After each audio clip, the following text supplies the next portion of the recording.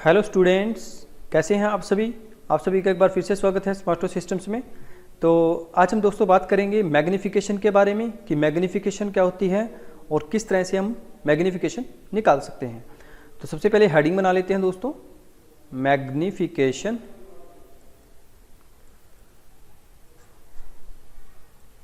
ठीक है, मैग्नीफिकेशन को डिनोट करते हैं एम से और इसका जो फॉर्मूला होता है वो दोस्तों होता है हाइट ऑफ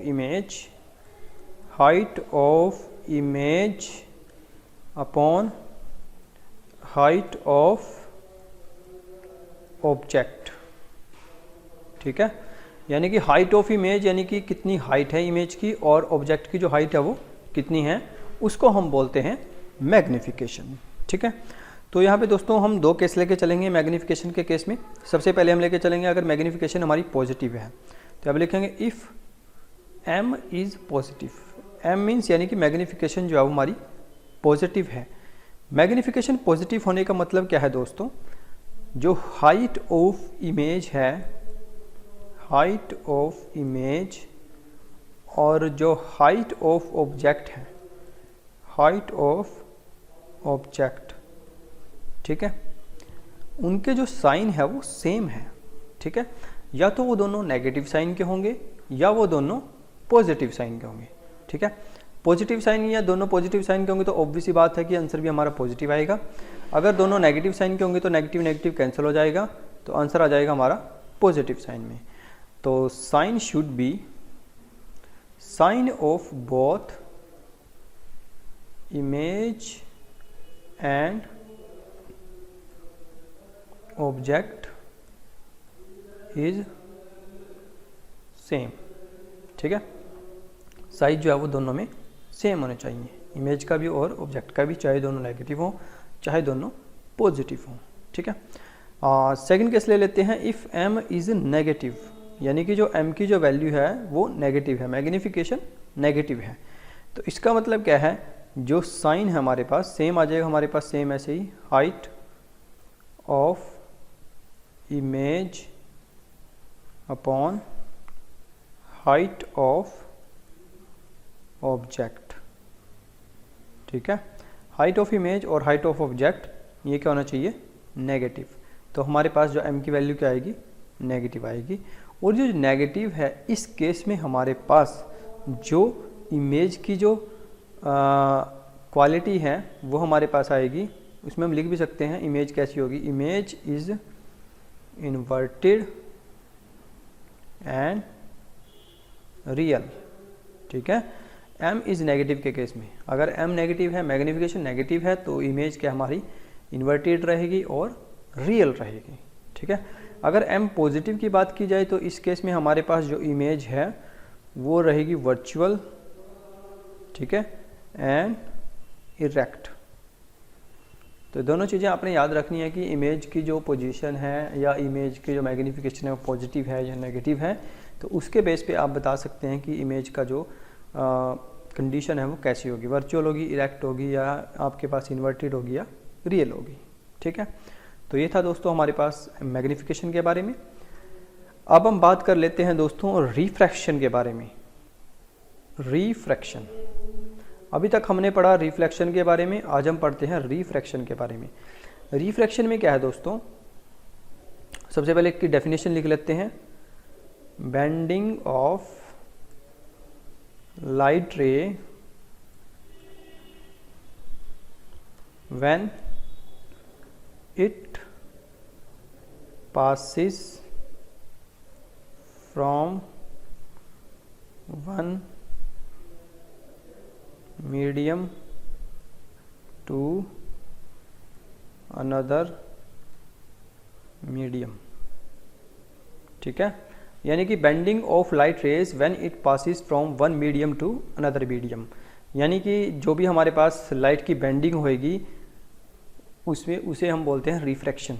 ठीक है, बेंडिंग आपकी किसी भी तरीके से हो सकती है, रेयर टू डेंसर में भी हो सकती है, डेंसर टू रेयर में भी हो सकती है, उसके लिए हम केस डिस्कस करते हैं आगे। ठीक है, तो सबसे पहले देख लेते हैं कि डेंसर मीडियम किसे कहते हैं। यहाँ पे लिख लेते हैं denser medium.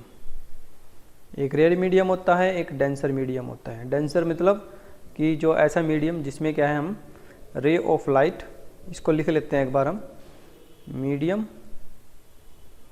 In which speed of light, यानी कि जो लाइट की स्पीड है, gets slower, is called denser. ठीक है, यानी कि एक ऐसा मीडियम जिसमें हम लाइट पास करते हैं तो उसमें क्या होता है, जो स्पीड है लाइट की वो कम हो जाती है। ठीक है, स्लो हो जाती है। क्लियर है। इसके बाद एक रेयर मीडियम हमारे पास आता है, रेयर मीडियम। रेयर मीडियम में क्या होगा, इससे उल्टा हो जाएगा, in which speed of light gets faster. ठीक है, एक ऐसा मीडियम जिसमें से क्या है, स्पीड ऑफ लाइट जो है वो बहुत ही फास्ट ट्रेवल करे। ठीक है, तो उसे बोलते हैं रेयर मीडियम। देखिए एक्चुअली में क्या है, जब भी आप डेंसर और रेयर मीडियम की बात करेंगे तो आपके दोनों मीडियम होने चाहिए, तभी आपको पता लगेगा कि कौन सा रेयर है कौन सा डेंसर है। अगर आप एक सिंगल मीडियम लेंगे तो उसमें आप डायरेक्टली नहीं बता सकते कि इसमें रेयर है या डेंसर है, जब तक उसके अपोजिट में कोई मीडियम ना हो। ठीक है, तो इस चीज़ का भी आप ध्यान रखेंगे। इसके बाद हम बात कर लेते हैं दोस्तों एक बहुत ही इंपॉर्टेंट टर्म की, रिफ्रैक्टिव इंडेक्स। रिफ्रैक्टिव इंडेक्स किसे कहते हैं, इसको हम डिनोट करते हैं दोस्तों म्यू से। ठीक है, या एन से भी डिनोट कर सकते हैं, आपकी चॉइस है। इसकी वैल्यू होती है mu is equal to c by v. C यहाँ पे है speed of light, speed of light in air, यानी कि बीच में कोई मीडियम नहीं है जब भी आप स्पीड ऑफ लाइट पास करा रहे हैं। और नीचे आ जाएगा speed of light in medium. ठीक है, तो वी उसे बोलते हैं जो स्पीड है मीडियम की लाइट की, यानी कि स्पीड कितनी स्पीड से लाइट मूव कर रही है मीडियम के अंदर, और सी जो है वो है speed of light in air. ठीक है, आप सभी को पता है कि स्पीड ऑफ लाइट कितनी होती है, 3 × 10⁸ मीटर पर सेकेंड। ठीक है, अब हम दोस्तों बात कर लेते हैं थोड़ा सा रिफ्रैक्टिव इंडेक्स के बारे में ही। जो रिफ्रैक्टिव इंडेक्स है एयर का, refractive index of air is 1। ठीक है, एयर का रिफ्रैक्टिव इंडेक्स कितना होता है दोस्तों, ये होता है हमारे पास 1। और रिफ्रैक्टिव इंडेक्स अगर हम निकाल लें, refractive index of any medium, किसी भी मीडियम का रिफ्रैक्टिव इंडेक्स हमेशा 1 से बड़ा ही होगा। ठीक है, refractive index of any medium is always greater than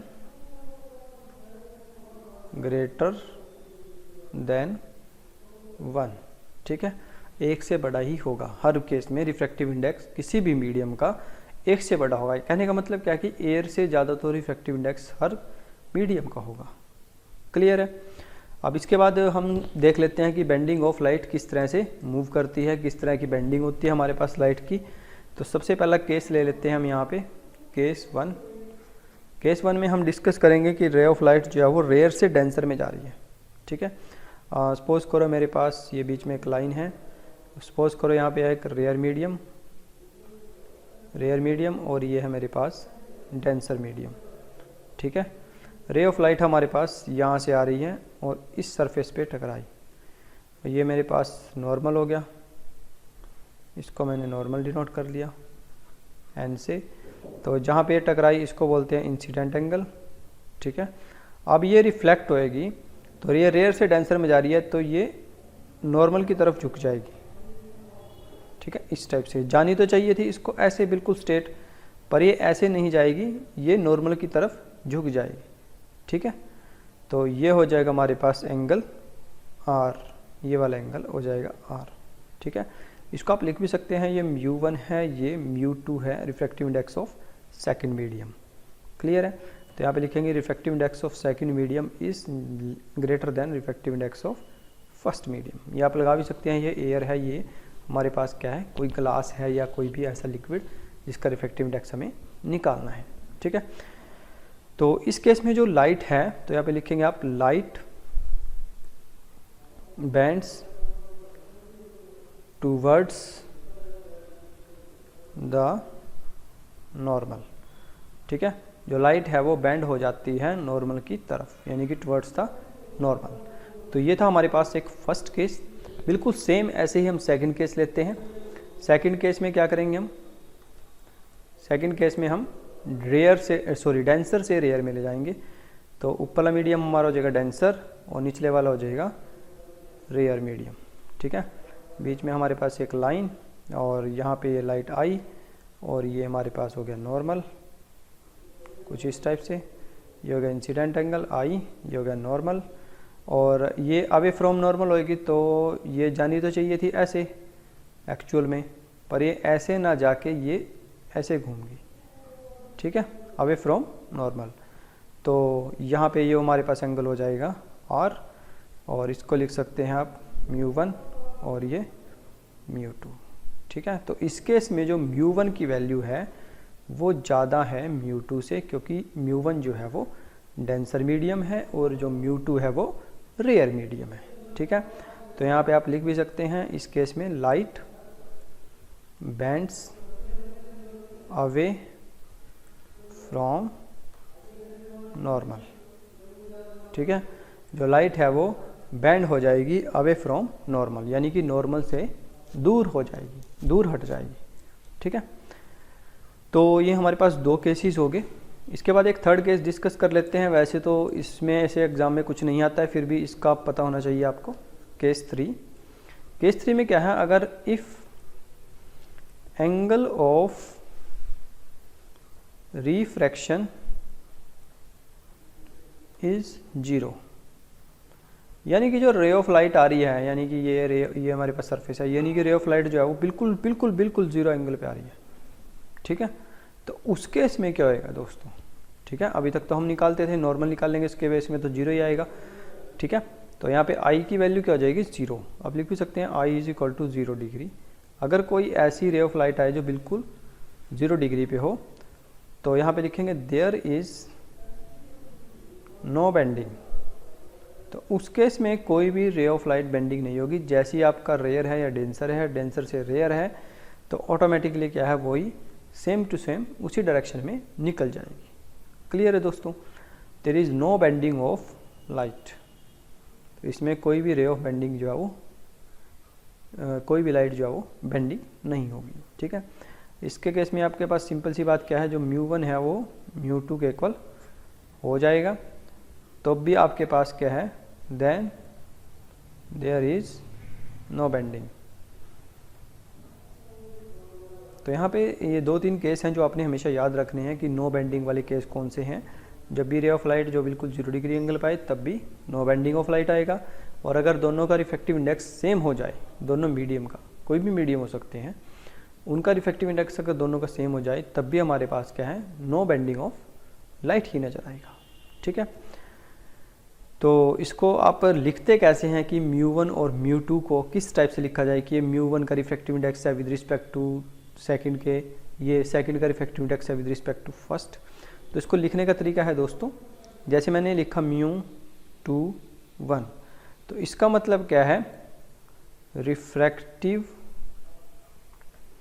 index of first medium, पहले मीडियम का refractive index with respect to second medium.